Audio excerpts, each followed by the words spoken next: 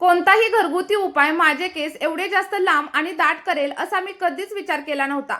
आणि बरेच लोक म्हणतात की केस वाढायला महिन्यांचा वेळ लागतो, पण मी फक्त 21 दिवसांमध्ये माझे केस इतके जास्त वाढवलेले आहेत आणि तेही अगदी फ्रीमध्ये.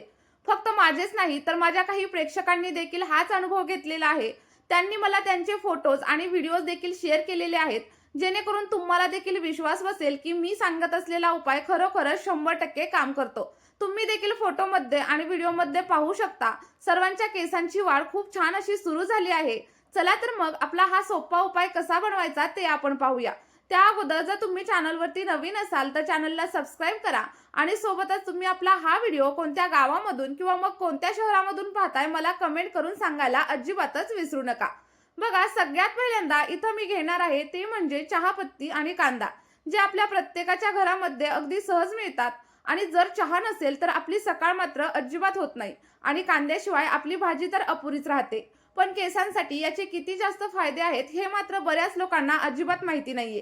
काही दिवसांपूर्वी मी चहापत्ती आणि कांद्याचा एक उपाय देखील शेअर केला होता आणि तुम्ही सगळ्यांनी त्याला खूप जास्त प्रेम देखील दिलं. आणि म्हणूनच मी त्यामध्ये एक छोटासा ट्विस्ट घेऊन आली आहे, ज्यामुळे तुमचे केस अगदी दाट आणि लांब तर होतीलच, पण त्यासोबतच काळे होण्यासाठी देखील हेल्प होईल. त्यामुळे आपला हा व्हिडिओ तुम्ही शेवटपर्यंत नक्की बघा आणि सोबतच स्टेप बाय स्टेप फॉलो देखील करा. तुम्ही घरामध्ये वापरत असलेली कोणतीही चहा पावडर आपली ही रेमेडी बनवण्यासाठी नक्कीच घेऊ शकता. फक्त एक गोष्ट लक्षात ठेवायची की याच्यामध्ये कोणताही फ्लेवर वगैरे ऍड केलेला नसावा. अगदी प्लेन अशी चहा पावडर आपल्याला रेमेडी बनवण्यासाठी वापरायची आहे. आणि चहापत्तीचा आर्क म्हणजे चहापत्तीचं पाणी आपल्या केसांना नैसर्गिक चमक देतं आणि सोबतच हेल्दी असं शाईन देतं. जर तुमचे केस खूप जास्त कोरडे झालेले असतील, निस्तेज झाले असतील, तर त्यामध्ये पुन्हा एकदा नवीन असा जीव येतो. कारण यामध्ये अँटीऑक्सिडंट असतात, जे आपल्या स्कॅल्पमधील रक्ताभिसरण म्हणजेच ब्लड सर्क्युलेशन सुधारत असतात आणि केसांची वाढ देखील वेगाने होते. जर आपली ही रेमेडी तुम्ही सतत 21 दिवस वापरली तर तुमचे केस अगदी मजबूत होतील आणि सोबतच केस गळणं देखील हळूहळू कमी होईल. त्याचप्रमाणे जर तुम्हाला डॅन्ड्रफची समस्या खूप जास्त त्रास देत असेल तर ती देखील कमी होण्यासाठी हेल्प होणार आहे. तुमचं स्कॅल्प जर ऑइली असेल आणि स्कॅल्पमध्ये भरपूर प्रमाणात इचिंग वगैरे असेल तर ते सगळं काही कंट्रोल करण्यासाठी आपली ही रेमेडी तुम्हाला हेल्प करेल. आता रेमेडी बनवायला आपण सुरुवात करूया. पण व्हिडिओमध्ये पुढे जाण्याच्या अगोदर जर तुम्हाला आपला व्हिडिओ आवडला असेल तर व्हिडिओला एक लाईक नक्की करा आणि तुम्ही आपला हा व्हिडिओ कुठून पाहताय ते देखील कमेंटमध्ये नक्की सांगा. बघा, आपल्याला रेमेडी बनवण्यासाठी सगळ्यात पहिल्यांदा एका पातेल्यामध्ये किंवा जे कोणतं तुमच्याकडे भांडं असेल त्यामध्ये 1 ग्लास एवढं पाणी गरम करण्यासाठी ठेवायचं आहे. आणि पाणी गरम झाल्यानंतर त्यामध्ये साधारणतः 1 ते 1.5 चमचा एवढी चहापत्ती ऍड करायची आहे. आता तुमच्या केसांच्या लांबीनुसार चहापत्तीचं प्रमाण तुम्ही इथं कमी किंवा जास्त देखील करू शकता.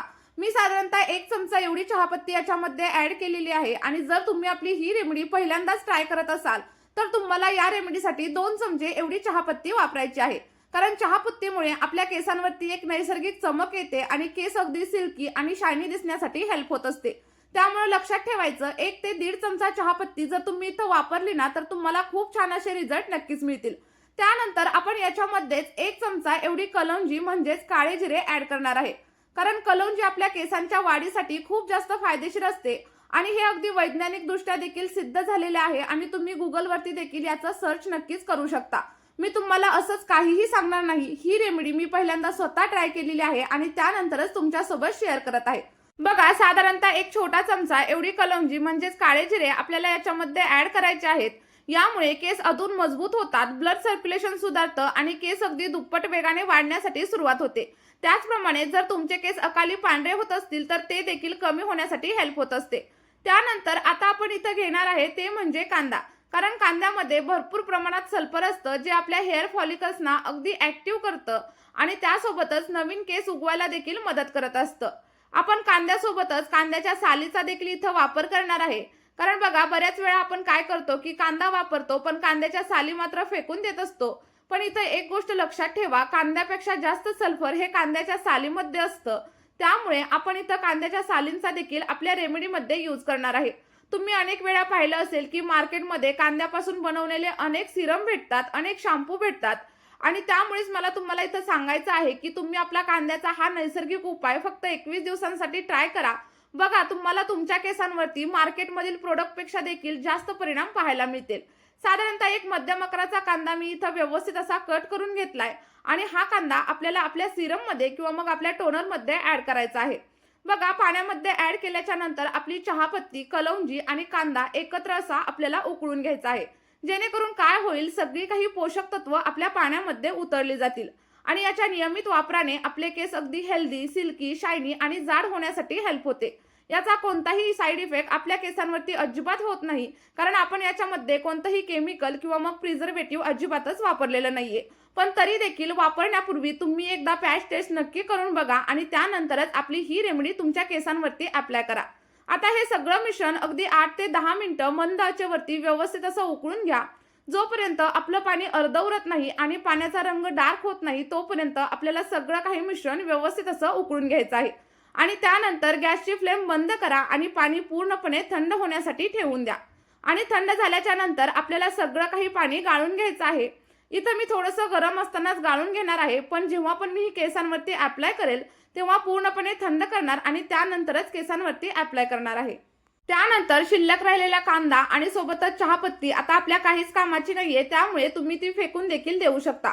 आणि इथं आपलं जे काही टोनर आहे ते पूर्णपणे रेडी झाले. आता हे केसांवरती कसं अप्लाय करायचं ते देखील आपण पाहणार आहोत, जेणेकरून याचे सगळे काही फायदे तुमच्या केसांच्या मुळांना नक्कीच भेटतील.